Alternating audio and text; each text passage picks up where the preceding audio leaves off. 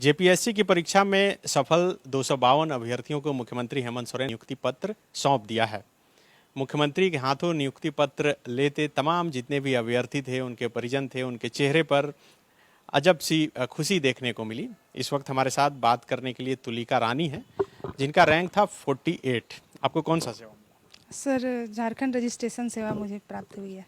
मुख्यमंत्री अपने हाथ से दिया? हाँ, मुख्यमंत्री, माननीय मुख्यमंत्री है, उन्होंने अपने हाथों से मुझे नियुक्ति पत्र जो है प्रदान की थी। तो कितने दिन से तुलिका आप इंतजार कर रही थी? जब से रिजल्ट आया था तब से यही लग रहा था कि कब ये दिन देखने को मिले कि मुख्यमंत्री जो अपने हाथों से हमें नियुक्ति पत्र दे और अब मुझे अपने राज्य की सेवा का मौका जो है वो मिले, राज्य की सेवा करने का। तो आप निबंधन विभाग के तहत आपका हुआ? हाँ, निबंधन विभाग के तहत हुआ है।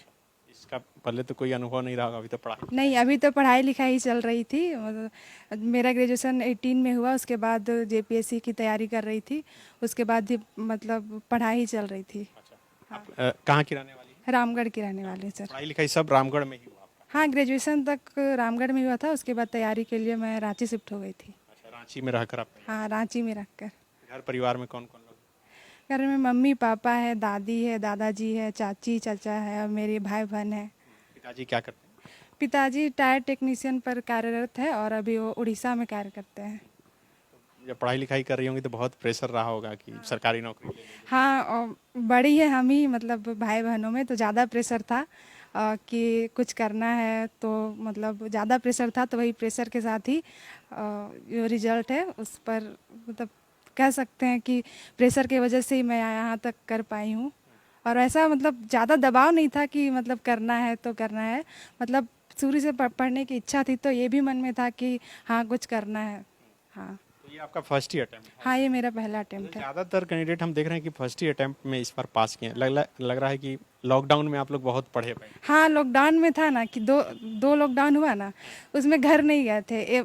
फर्स्ट लॉकडाउन में 1-1.5 महीना के लिए घर गए, उसके बाद घर में पढ़ाई नहीं हो पाता था, तो फिर मम्मी को बोले कि नहीं, मतलब वो रांची चले जाते हैं, वहीं पढ़ते हैं। तो फैमिली भी सपोर्टिव था कि भेज दिए उतना लॉकडाउन में।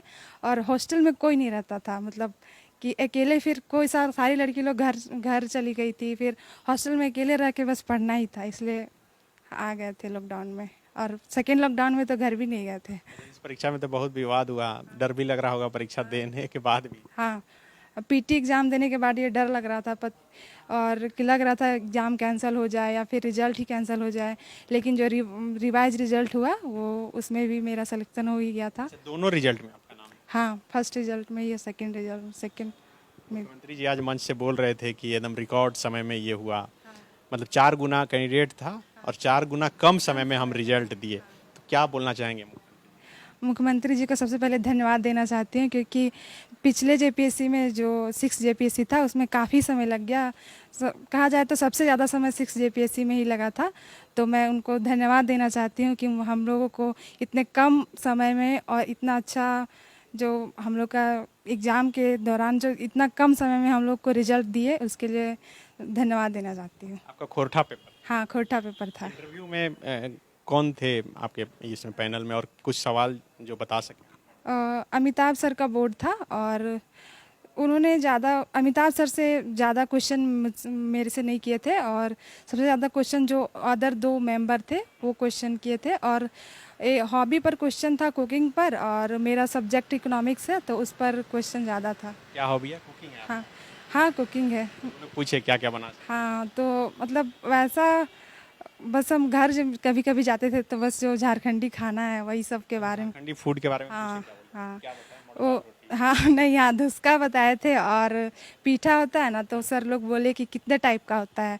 मैं तो हम बोल दिए थे कि मीठा होता है, नमकीन होता है। तो तो बोलते क्या क्या डाल के बनाया जाता है, तो गुड़ वाला होता है, चना दाल वाला होता है, ये सब बता दिए थे एक्सप्लेन करके, तो सर लोग खुश थे।